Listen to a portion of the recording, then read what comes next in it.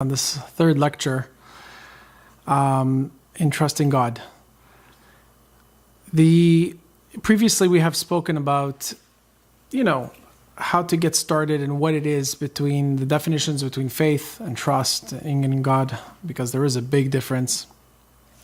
And now we talk a little bit about what is the purpose of creation and why did God create the world? And so why are we here? And one of the purposes that God created the world is so that we can have a dwelling place.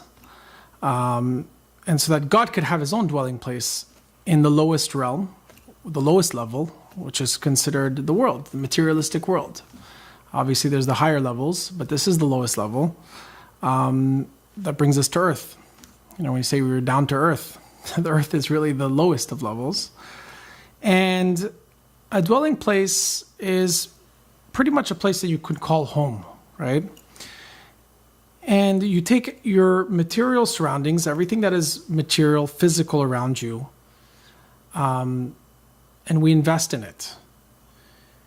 And God is concealing himself into all these physical material items, which most of us don't see. We don't see these physical realities. And we're more inclined in pursuing our own selfish desires, which is getting what we see beneficial ourselves in the material item, than really seeking as to where God is in that materialistic item.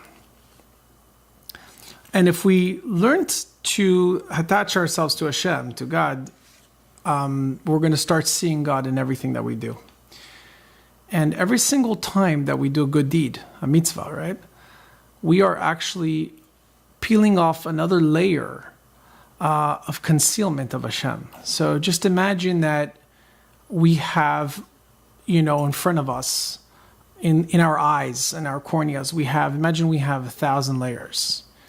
And the only way to see God is to get rid of those layers. So you're peeling off one layer, and another layer. And the way to doing that is with good deeds. So as we're doing better things and we're doing good things towards Hashem, we are basically concealing, we are removing this concealment from our eyes. And we are being closer exposed to Hashem, and then seeing Hashem in everything that we're doing and connecting with him in a stronger way. The true way to achieve this is to stop whatever it is that we're doing in the middle of the day and to just tell ourselves we're going to focus on Hashem. We're going to focus on God. There's many instances where I find myself every day, I see a challenge, something difficult happens, and I say to myself, how am I going to get through this? And then right away I stop. I have to literally stop everything that I'm doing and say, okay, bitachon, I have trust in Hashem. And God, I believe in you. You do this, help me out. So once you achieve that level, then you'll be able to start getting closer to God and really achieve bitachon. So basically we're ripping off this concealment in front of our eyes, and we're saying, I see you, God. I know you're there, and I want to invite you into my reality, into my world, so that you can start existing in my everyday life, and I can start existing, in your everyday life. Once you're persistent and you do this and you achieve this, you are actually accepting the invitation that God is giving you. God is telling you, hey, I'm going to invite myself to you, but you need to accept this invitation. But you can only accept this invitation if you if you open that door. So how do we open that door? We're going to get into details in just a moment, but for now, we have to understand that bitachon, having trust in Hashem, is not restricted to our personal lives. It could be applicable in anything. It could be applicable in situations that happen in the world. For example, right now, the war in Ukraine. We have no idea why or what. All we know is that having more trust in Hashem will allow us to get closer to him and better understand the redemption that's coming, the Mashiach. Once we live with bitachon, we're also going to be able to understand that the Mashiach is coming and also be able to accept that it's coming and have something to look forward to. Living your life, running every day, running around in circles, without really knowing what your purposes are behind life. Some people discover what their purposes are early enough, and they're able to live their lives that way. But if you know that at the end of the day, there's this ultimate redemption that we're all looking forward to, and we're all here for that purpose, then it puts another level of purpose in your life and being able to live with all the challenges that we face. In this book, Shaar Habitachon, we list 5 Torah benefits of having bitachon, of having trust in God, and 5 worldly benefits. Today I'm going to discuss one of the Torah benefits. And to do that, well, the first Torah benefit is they're referred to as in the book as tranquility. Okay? Before I get into tranquility, I'm going to talk about what the Vilna Gaon writes to us.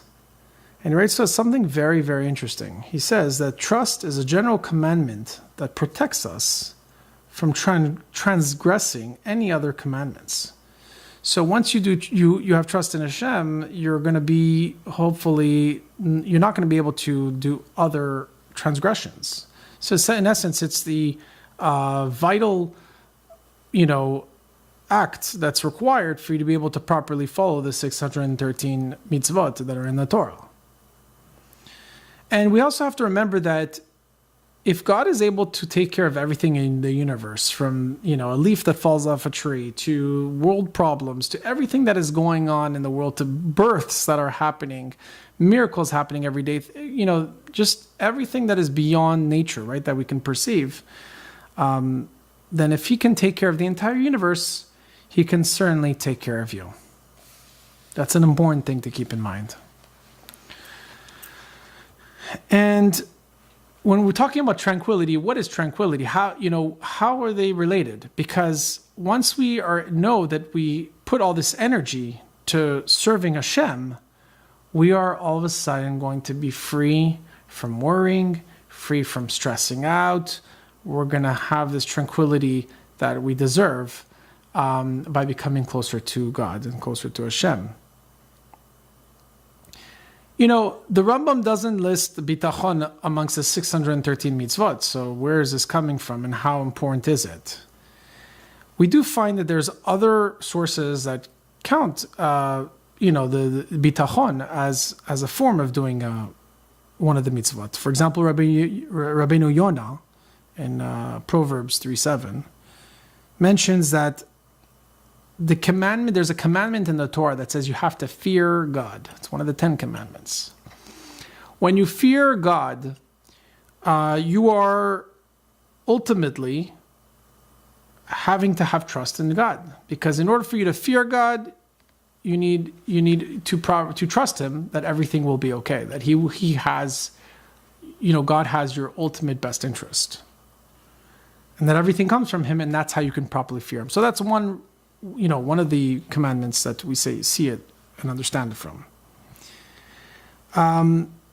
There is the Charedim that say that to have complete trust in God is in fact a commandment. It is one of the commandments. And what is it? It says in the Torah, in Dvarim, it says that you have to be complete with your Lord. And you can't be complete with your Lord if you don't trust in your Lord.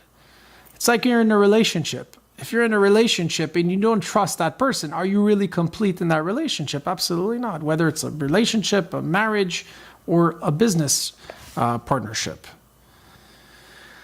And so what we learn from here is that faith is not something that you can remain in your thoughts, right? It has to be something that is exercised and permeated in your entire life through the form of this trust. So, for example, they talk about a servant that has a master. Can a servant really, be bound to his master without trusting his master, he has to ultimately trust his master. Or else he cannot serve his master properly. So it's the same way. In whether it's a father or son, or mother or daughter, a parent has hopefully the best interests of their child, and their child trusts their parent that they're going to take care of them. They're going to give them with everything that they need. So the child has ultimate trust in their parents to support them and be there for them and take care of them. The Baal Shem Tov says something very interesting. He says that if you don't believe in God, God could take away, God could ultimately punish that person. And the way that he punishes that person is by starting to remove the person's trust in him. It's pretty interesting. So if ever we find that we're not trusting in God, we probably need to look back at what we've done. Did we do enough good deeds? What went on? What did we do wrong? Because ultimately, we're starting to lose trust in God. So that trust is starting to be taken away from us. And that's where the starting point is. So just imagine, if the trust is taken away from us, then we're not going to be able to serve God properly. And the Rebbe mentions that having bitachon is like a faucet, right?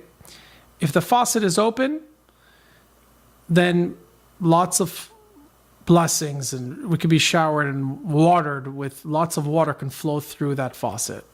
But if the faucet is closed, or even starts to partially close, then that water starts to drip a lot slower. Eventually, it doesn't drop at all. And then we find ourselves with nothing, with absolute no blessings. And, we find ourselves in a very bad place. So we never want to be there. We never want to be in a place where the faucet is closed. And one way to get there is by putting your trust into another entity.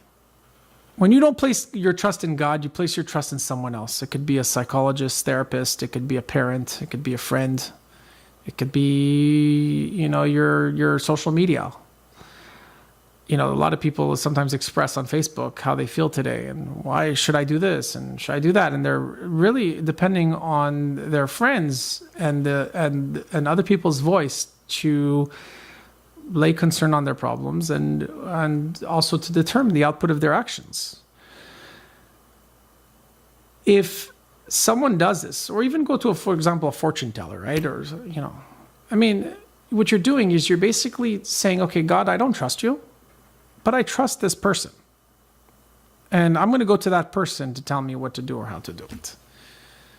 It's terrible. And basically, God says, okay, you want to place your trust in that person? No problem. So I'll leave it up to that person. And then pulls back. And now the trust is coming from that person only. And so you're relying on that person, but now you don't have the support of Hashem. You don't have God and this divine providence that is assisting you. When you're relying on this second source, this human being or whomever, to give you that guidance, you are ultimately removing your divine providence. There are two layers of divine providence that us humans have. The first is inner providence, which is not hidden. God's fingerprints are all over it.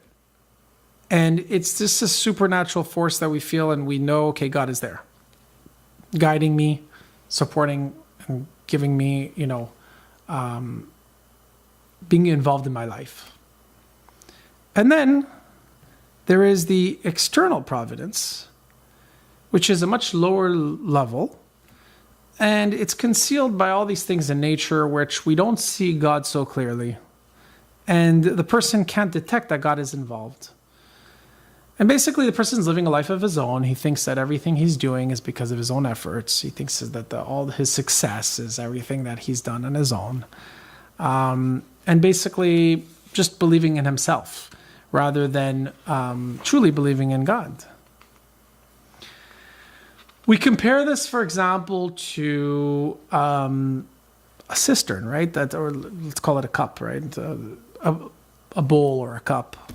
This cup that is holding water. If a cup is holding water and is broken, eventually the water will flow out. If we compare the water to blessings and the Torah, if that cup that we're holding it in is broken and we're not, it's going to be second source, right? What does that mean? If you are going into a well, and we just learned recently in this week's parsha that, do not throw items into the well that fed you. So, for example, if a well is serving you water, don't throw any rocks in it. Don't mess with it. It's don't break the hand that's feeding you. So ultimately, if you're receiving, there's two ways to take in the blessings of Hashem, and one way is to take it directly. So you're taking water directly from the river. Okay, so that's direct access. And the other way is to take it from a broken cistern or cup. And when you're doing it from the broken cup, ultimately, you're taking that blessing, but you're taking it, and it's not infinite. It eventually ceases to exist because the water will eventually flow out of the cup and will be gone, and then there's no more left. But if you find a river and you take directly as much water as you can, as much blessings and connection to Hashem direct, then it's unlimited. You will literally be able to fulfill yourself with that source of blessings infinitely, and it's just going to be amazing. So it's written in the pasuk here in Tehillim, Vayamil et kevodam betavnit shor ochel esev. They exchanged their glory for the likeliness of an ox eating grass. What happened was, when the Jews back in the day, they worshipped the golden calf, they were trying to replace the image of God with this image of this ox that was eating grass-eating ox. At that moment, God was ready to destroy the entire nation as a punishment. Until Moses eventually came in and said, no, please save my Jews. And came in between and said, no, please don't destroy the Jewish population. The reason why God ultimately was ready to destroy the Jews and this population was because God was being substituted. And that's exactly what we're doing when we are going to another source for help. Going to that, like I said, that whether it's a psychologist or a therapist. Again, don't get me wrong. A lot of people need therapists, a lot of people need psychologists. But if it's for, holy purposes, for the purposes of seeking a connection to God, it cannot be done through someone else. It cannot be done through another source or human being. It must be done directly with God and not substitute a person for God. Sometimes we have a lot of important rabbis that are, I would say, intermediaries, right? I wouldn't call them, you cannot consider them as a substitute. You cannot, some people praise rabbis as gods and say, wow, okay, whatever he says I'm going to do, and they just praise that person. What we're saying here is the exact opposite. You cannot praise some other entity or some other person to replace God. God is the ultimate,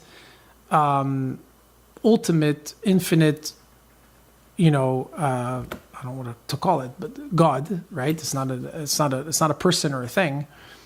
But we need to ultimately only believe in God and not in a being. And so it's good to go to rabbis to get guidance, and the rabbis should hopefully give you some direction to seek how to connect to God, get rid of all your worries and develop that trust, that's great. And sometimes the rabbis act as that physical, materialistic inner, like we were talking about the inner and outer providence, divine providence. Maybe the God can reveal himself through the rabbis in a more physical way. So this way we can relate to it. But then the rest is up to us. So I truly hope that with the help of this class, that you develop the tranquility that I've found for myself by having trust in God. Thank you very much.